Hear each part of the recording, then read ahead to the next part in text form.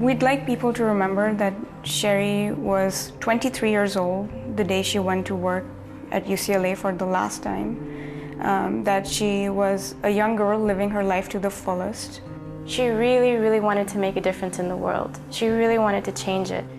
Sheharbano Sanji, Sherry to her friends, was employed as a laboratory research assistant at the University of California, Los Angeles. She had just received her bachelor's degree in chemistry and was applying to law schools. On December 29, 2008, Ms. Sanji was transferring a highly reactive chemical when some of it sprayed onto her hands and synthetic sweater and spontaneously ignited. Sherry's older sister, Naveen Sanji, now a surgical resident at Harvard, recalls the day of the accident. When my phone rang unexpectedly and I saw that Sherry was calling me, I thought she was calling to tell me about another law school that she'd heard from. And it turned out to be a social worker from the UCLA Medical Center who told me what happened, and I was in shock. She had deep third-degree burns to over 40% of her body. Sherry Sanji died from her injuries 18 days after the laboratory accident. There was a life ahead that she was really looking forward to that was cut short by what happened to her at UCLA.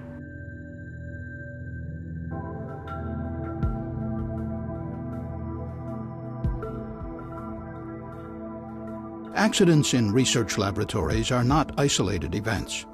Since 2001, the CSB has gathered preliminary information on 120 explosions, fires, and chemical releases at university laboratories and other research facilities around the country. The accidents have caused deaths, serious injuries, and extensive property damage. This CSB video reports on 3 laboratory accidents.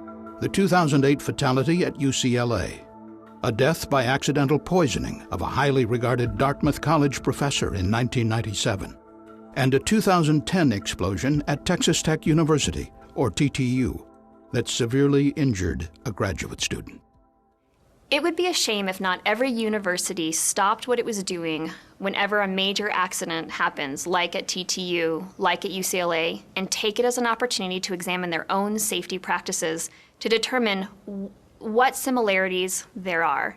The CSB investigated the Texas Tech accident, producing a case study that the board believes includes important safety lessons for academia as a whole. The CSB is concerned with laboratory safety because it's an area that appears, in comparison to industry, pretty unregulated.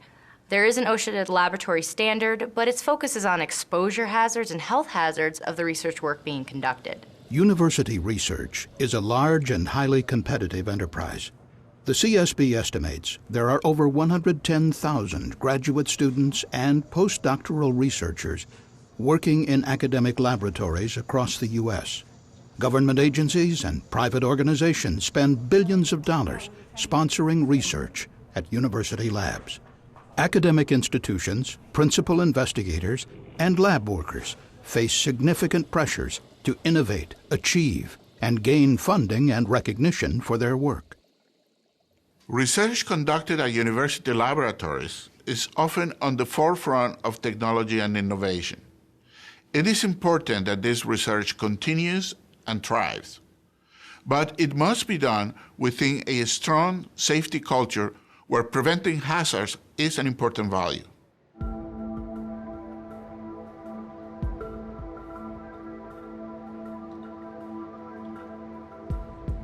On December 29, 2008, when most of the campus was closed for holiday vacation, Sherry Sanji was working on a research project at the UCLA Chemistry Department. According to a report by California State OSHA, Ms. Sanji was using a syringe to transfer a solution of tertiary butyl lithium, a dangerous pyrophoric chemical that ignites spontaneously on contact with air. Somehow, the plunger came out of the syringe barrel. The chemical was exposed to air. It caught on fire. She also had an open flask of a flammable solvent in the hood where she was working. She knocked that over. That caught fire as well. Chemist Dr. Gillian Kemsley reported extensively about the UCLA accident for Chemical and Engineering News. using documents obtained under California open records laws. My reaction to the news of Sherry's death was just shock. And I think pretty much the entire chemistry community was shocked. California OSHA cited UCLA's chemistry department for failing to require appropriate body protection for laboratory workers handling pyrophoric materials. An internal UCLA safety inspection of the same laboratory just 2 months prior to the accident found that personal protective equipment was not fully utilized by laboratory personnel. Yet on the day of the accident, Ms. Sanji had neither a flame-resistant lab coat nor the much more extensive protective clothing recommended by manufacturers of pyrophoric chemicals. Dr. Kemsley believes that even a flame-resistant lab coat would have helped.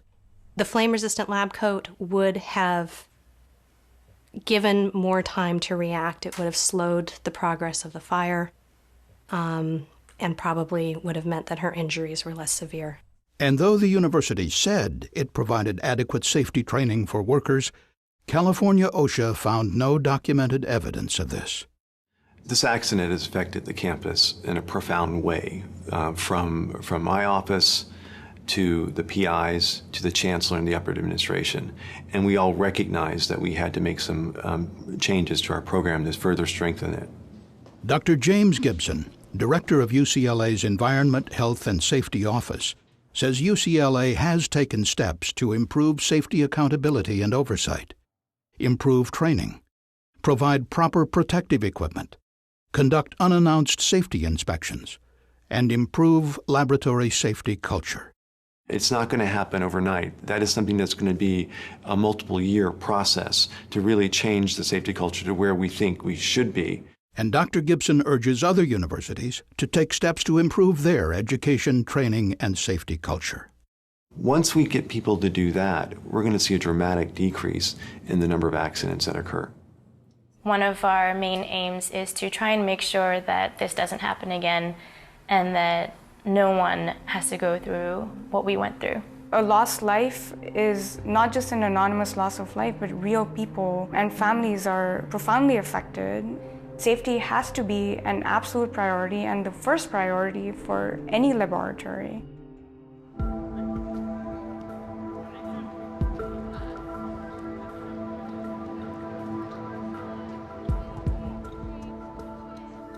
In August 1996, acclaimed Professor Karen Wetterhahn was conducting research on the biological impacts of heavy metals in her lab at Dartmouth College. She was working with small amounts of a highly toxic compound called dimethylmercury. She used a mechanical pipetting device to transfer the liquid compound while wearing latex rubber gloves.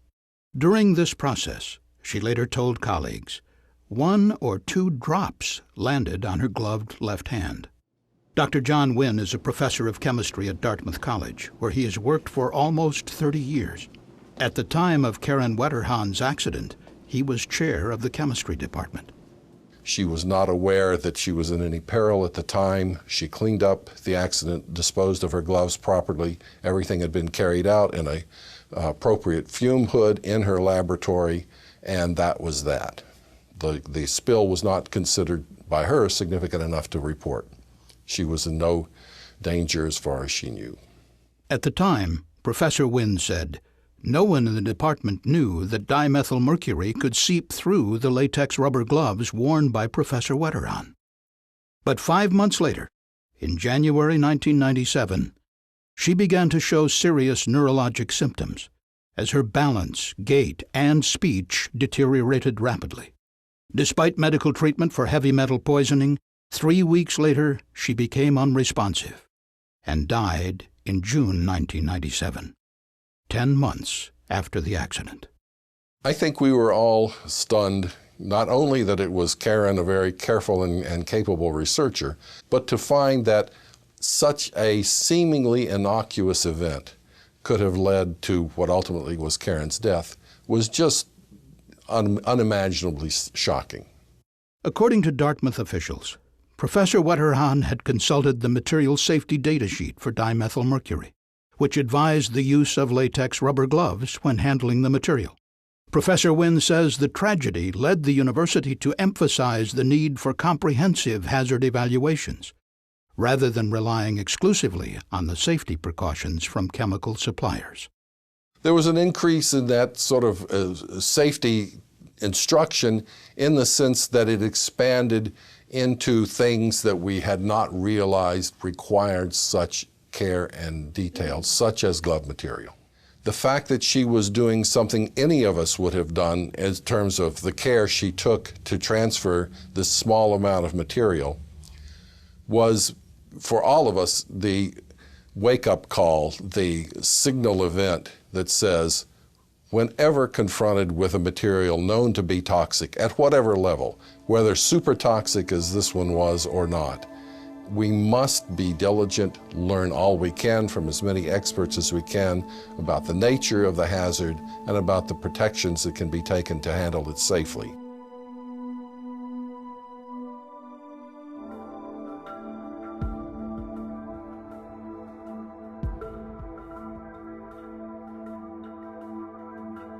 In January 2010, 2 graduate students at Texas Tech University were conducting research on energetic or explosive compounds, funded by the U.S. Department of Homeland Security.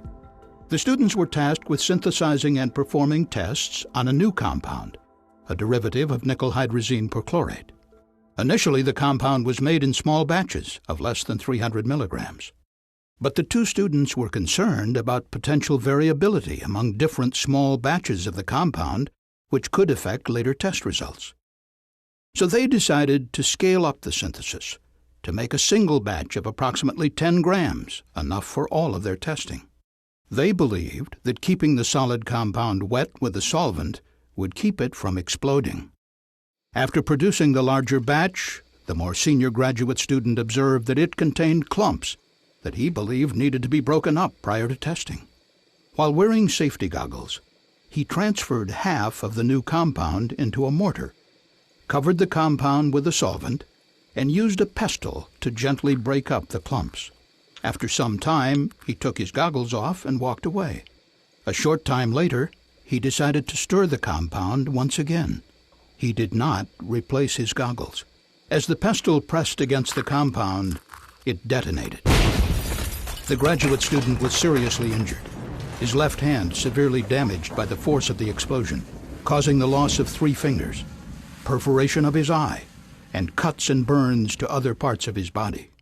Post-accident photos and video show extensive damage as the explosion fractured the lab bench, shattered bottles, and sprayed the lab with projectiles. Professor Dominic Casadante was head of the Texas Tech Chemistry Department at the time of the accident. From my perspective as department chair, you go through the emotional trauma of, oh my gosh, somebody that I know has gotten very seriously hurt, to soul-searching, why did this happen?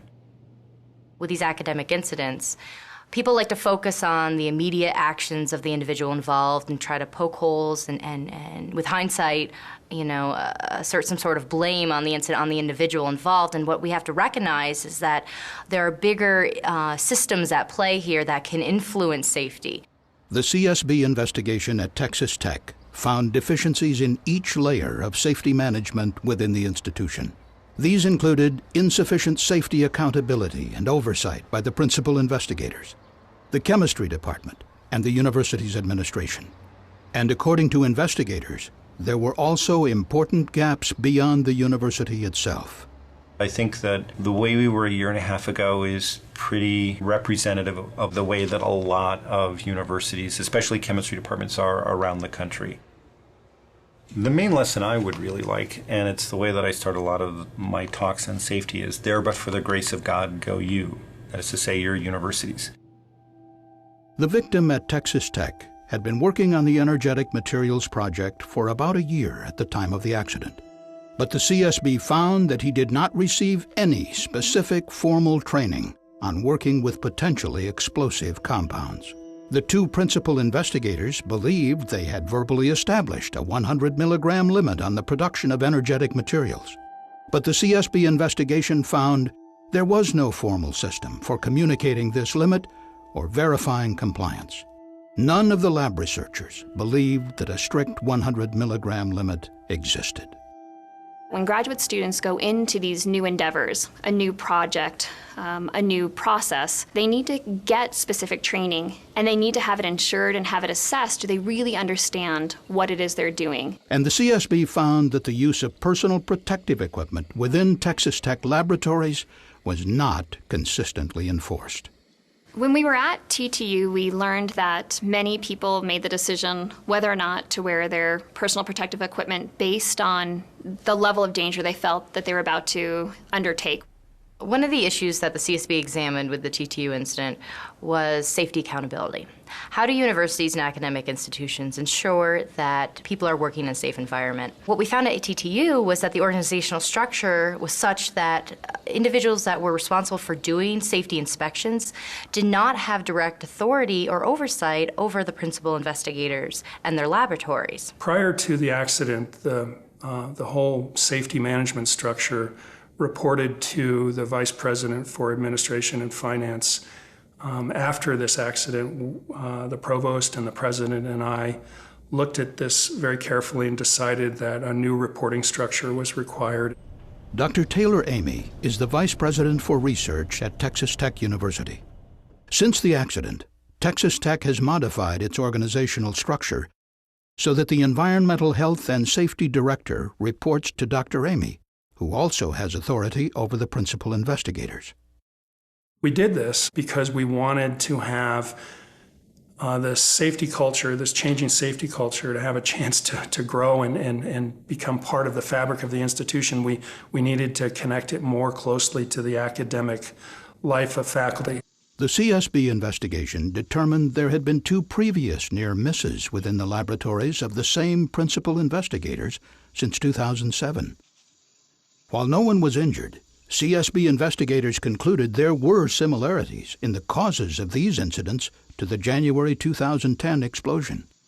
But these key lessons were missed at the time of the earlier incidents.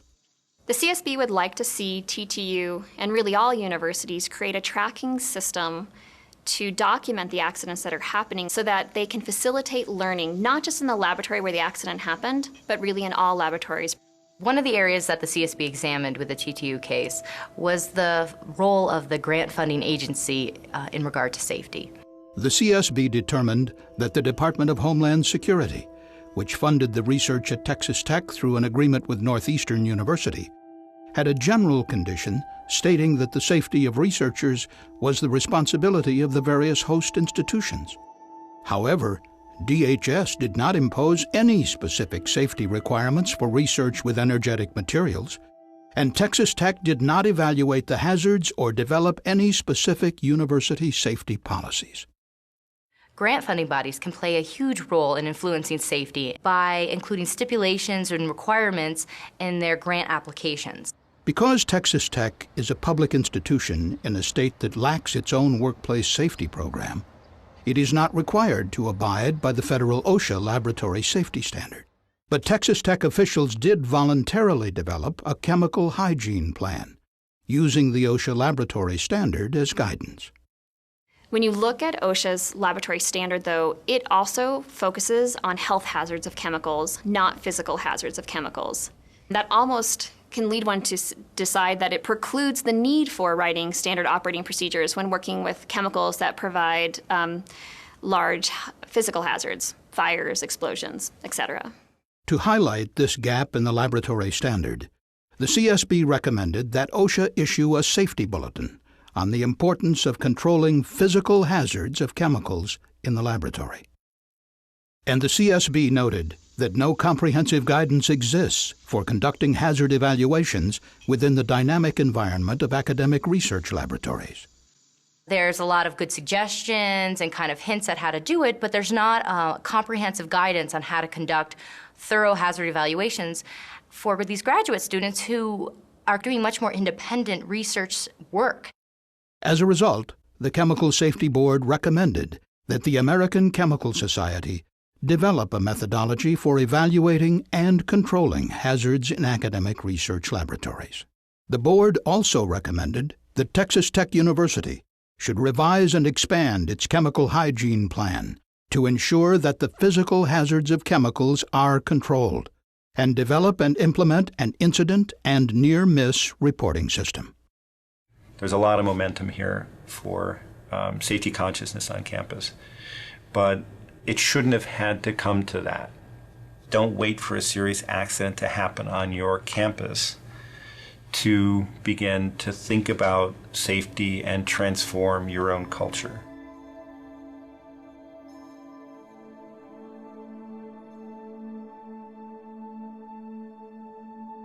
When we think about the role of principal investigators and senior campus administrators in lab safety programs, I have concerns because in many places I feel they are not providing the leadership in this that's needed.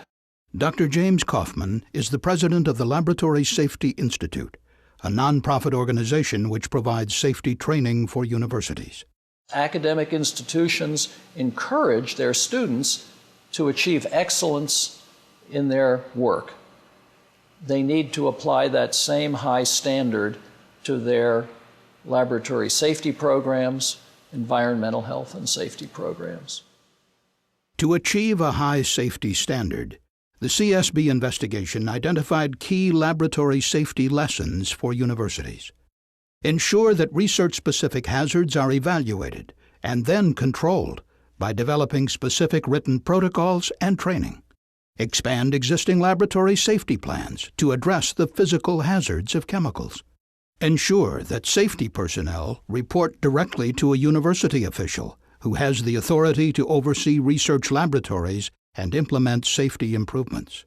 Document and communicate all laboratory near misses and incidents. You know, I have a PhD in physical chemistry, and I have a lab safety story.